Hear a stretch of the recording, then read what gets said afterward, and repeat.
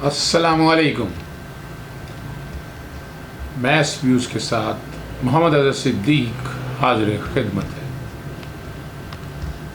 Channel subscribe آپ کر رہے ہیں، ریکویسٹ ہے ذرا تیزی سے کریں، اور دوستوں آپ کو شیئر بھی کیا کریں تاکہ ان پٹ آ سکے اور چیزیں بہتری کی طرف جا سکیں.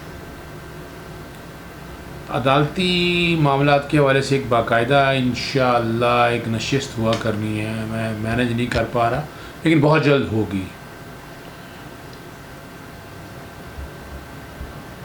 بیل آئیکن کلک کر دیں گے تو ویلاگ آپ تک فوراً پہنچ جائے گا. آج کی جو اہم ایشو ہے وہ بڑی زیادتی ہے، دہشت گردی ہے پاکستان کے اوپر جو انڈیا نے مسلط کی ہے، براہ راست، ڈائریکٹلی اور انڈائریکٹلی. ڈائریکٹلی ایل او سی کے اوپر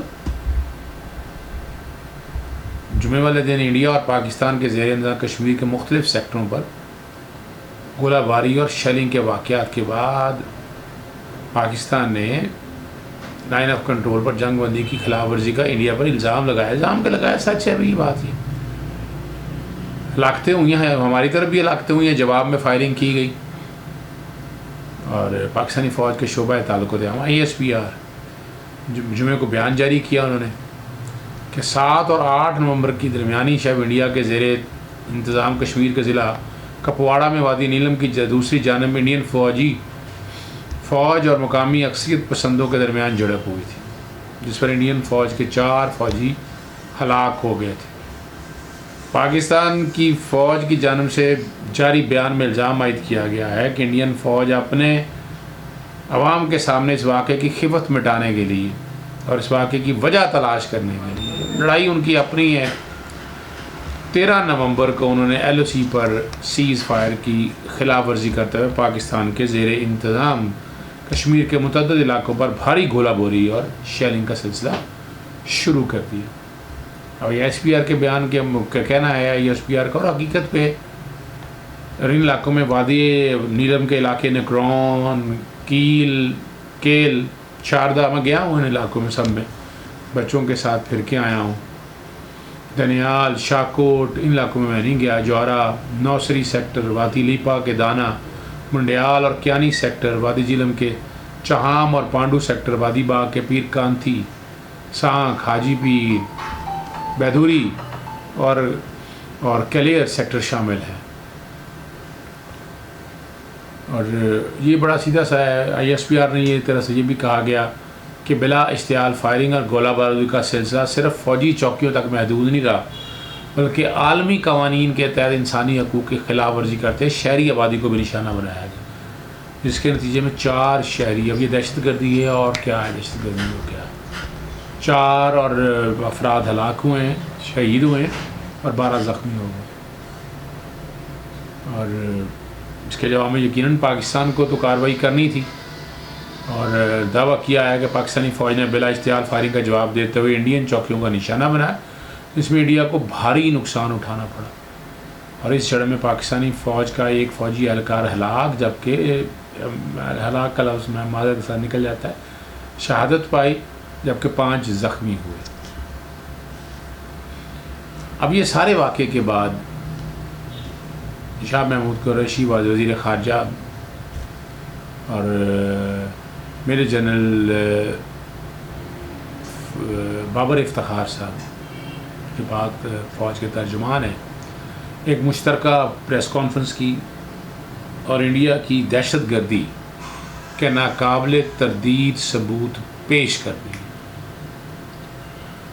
بھارتی خفیہ ایجنسی را کے افسروں کی آڈیو کلپس بھی سنوائے گئے، جس میں را افسران پاکستانی دہشت گردی کی ترغیب دے رہے ہیں، جبکہ ایک ویڈیو بھی دکھائی گئی جس میں دہشت گردی کو ڈیوائس کے ذریعے دھماکہ کرنے کا طریقہ کار بتایا جا رہا ہے. وزیر خارجہ اور DG ISPR نے را کے کارناموں کی تمام دستاویزات اور فون نمبر بھی دکھائے ہیں.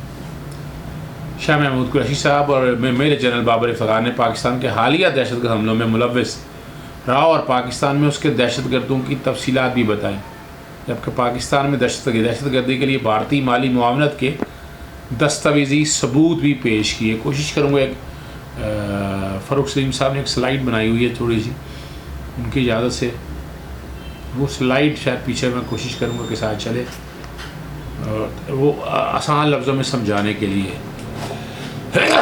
سوری جی. شاہ محمود قریشی پریس کانفرنس کرتے ہوئے کہا کہ بھارت سیز فائر کی مسلسل خلاف ورزی کر رہا ہے. بھارت کے اصل چہرے کو قوم اور بین الاقوامی برادری کے سامنے بے نقاب کرنا چاہتے ہیں. ہم بھی ہمارے پاس شواہد ہیں کہ بھارت ریاستی دہشت گردی کو ہوا دے رہا ہے. انہوں نے کہا ہے کہ بھارت نے پاکستان کو غیر مستحکم کرنے کا منصوبہ تیار کیا ہے. ہمارے پاس بھارت کے خلاف ناقابل تردید شواہد موجود ہیں. بھارت کے خلاف شواہد بین الاقوامی برادری کے سامنے ڈوزیر کی شکل میں پیش کر رہا ہوں. وزیر خارجہ کا کہنا تھا کہ دہشت گردی کو پھر آواز دینے کی کوشش کی جا رہی. اس کے لیے مزید خاموشی پاکستان اور خطے کے مفاد میں نہیں ہوگی. شاہ محمود قریشی نے کہا کہ پشاور اور کوئٹہ میں حالیہ حملے جو ہوئے ہیں بھارتی عزائم کو واضح کرتے ہیں، جبکہ کراچی، لاہور اور پشاور دیگر شہروں میں بھارت دہشت حملوں کی منصوبہ بندی کر رہا ہے. بھارتی خفیہ ایجنسیاں پاکستان میں دہشت گردوں کو معاونت اور تربیت دے رہی ہیں. یہ تو ریکارڈ کی چیزیں ہیں ساری. بھارتی ایجنسیاں کالعدم TTP، BLA اور دیگر کالعدم تنظیموں کے پوسٹ بنائی بھی کر رہے ہیں. وہ اگر پیچھے چلے گی ٹیم کو کہا تو ہے، اس میں یہ چیزیں زیادہ شارٹ میں پریسائز کر کے بتائی گئی. وزیر خارجہ کا کہنا تھا کہ بھارت پاکستان میں سیاسی عدم استحکام پیدا کرنا چاہتا ہے اور CPEC کو سبوتاژ کرنا چاہتا ہے. یہ تو لازمی بات ہے، اور اس کے لیے جس طرح اس نے پاکستان کے اندر کچھ سیاسی جماعتوں کو، سیاسی چہروں کو اپنے ساتھ ملایا ہے کہ وہ CPEC کو ملائن کرے. بھارت کی جانب سے کالعدم تنظیموں کو اسلحہ اور رقوم کی فراہمی جاری ہے تاکہ یہاں افراتفری پھیلائی جا سکے. 22 ارب روپے بھارت جو ہے نا دہشت گردوں میں تقسیم کر چکا ہے. مصدقہ اطلاعات ہیں کہ بھارت میں وزیر اعظم کی سربراہی میں CPEC مخالف ایک سیل بنایا گیا. اس سیل کو اطلاعات کے مطابق 80 ارب روپے دیے جا چکے ہیں، جبکہ 700 افراد کی ملیشیا بنائی گئی ہے جس کا ہدف CPEC منصوبوں کو نشانہ بنانا ہے. لیکن ہندوستان کو بتانا چاہتے ہوں کہ شاہ محمود قریشی کہتا ہے کہ پاکستان تیار ہے. شاہ محمود قریشی نے کہا کہ بھارت آزاد کشمیر اور گلگت بلتستان میں شورش برپا کرنا چاہتا ہے، اور اطلاعات ہیں ہمارے پاس، پاکستان کے پاس، کہ وہاں قوم پرستی کی بھی ہوا دی کوشش کی جائے گی. بھارت نے الیکشن سے پہلے یہ گلگت بلتستان اور بھارت اور آزاد کشمیر کے حوالے سے یہ بات بتائی جا رہی ہے.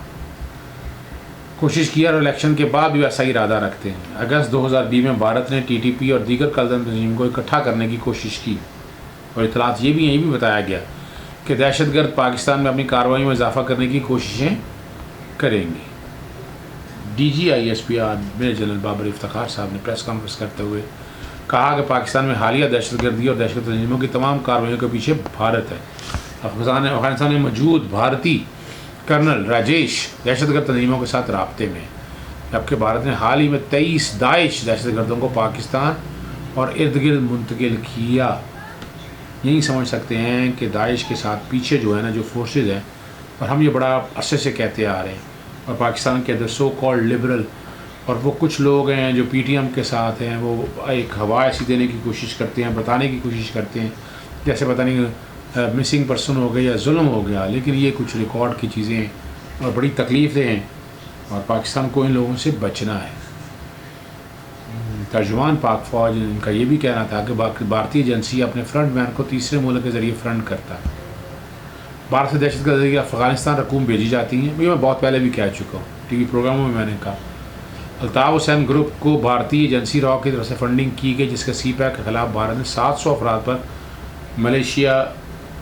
مشتمل ملیشیا ترتیب دی ہے.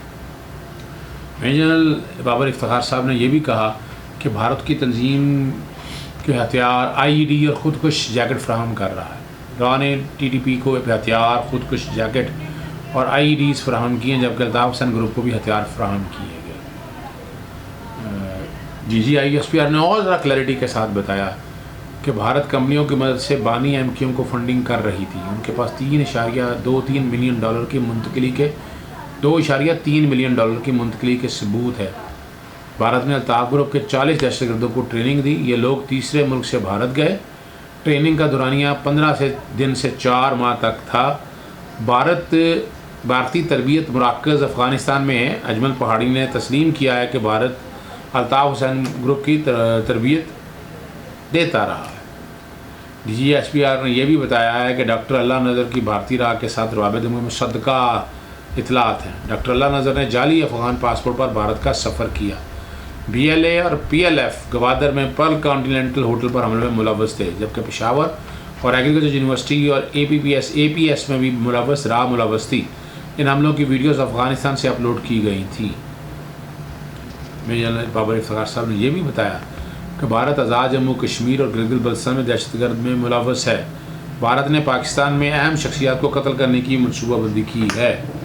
اب یہ چیزیں اگر آپ دیکھیں تو آپ یہاں سے اندازہ ہو سکتا ہے کہ انڈیا کس پلاننگ کے ساتھ پاکستان کے خلاف ایک محاذ دہشت گردی کا ایک محاذ کھڑا کیا ہوا ہے۔ اور ہمارے ہاں اس ملک میں ہم فوج کے خلاف 5th جنریشن وار کو کس طرح پرووک کر رہے ہیں۔ نواز شریف کا بیانیہ دیکھیں اور یہ ساری چیزوں کو ملا کر دیکھیں تو تکلیف ہوتی ہے۔ یعنی جو بیانیہ جہاں دیا جاتا ہے تو انڈیا کے اندر ٹی وی چینلز کے اوپر آپ خود دیکھیں کیا برپا ہو جاتا ہے۔ مرسی اب میں کیا وہاں پر ان کو بات کرنے کو ان کی خوشی سے ٹھکانے نہیں رہتے ہیں، بھنگڑے ڈالے جاتے ہیں وہاں پر۔ اب یہاں پر دیکھیں نا، D G S P R نے اور بھی بتایا ہے کہ ملک فریدون کے بھائی بھارتی خفیہ ایجنسی سے رابطے۔ اے پی ایس پشاور حملے کے بعد ملک فریدون جشن منانے کے لیے افغانستان میں بھارت قونصلیٹ گیا۔ ترجمان پاک فوج کا کہنا ہے کہ پی سی گوادر حملے کا ماسٹر مائنڈ را افسر انوراگ سنگھ تھا۔ اب میں بڑے عرصے سے یہ باتیں کر رہا ہوں، وہ نام لینے کی ضرورت نہیں ہے، لیکن کچھ نام تو آپ لوگوں کے سامنے ہیں، وہ سو کال لبرل کی شکل میں موجود ہیں، جو پاک فوج کے خلاف اور بڑی منتظم سازش کے تحت 5th جنریشن وار کی شکل میں یا اوورال ایک بیانیہ لے کر چل رہے تھے۔ اور اس کا آپ نے سارے حالات اور واقعات آپ سب نے دیکھ لیے ہیں۔ ہمیں تکلیف اور دقت کیا ہے؟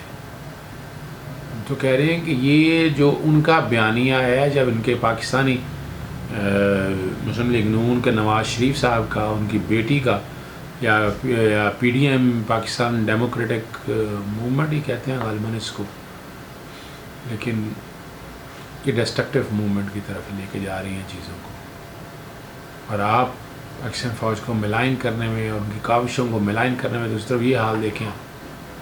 اس کے بعد تو آپ سب لوگوں کو قوم سے معافی مانگنی چاہیے کہ کس طرح پاکستانی فوج آپ لوگوں کے لڑائی لڑ رہی ہے، جنگ لڑ رہی ہے۔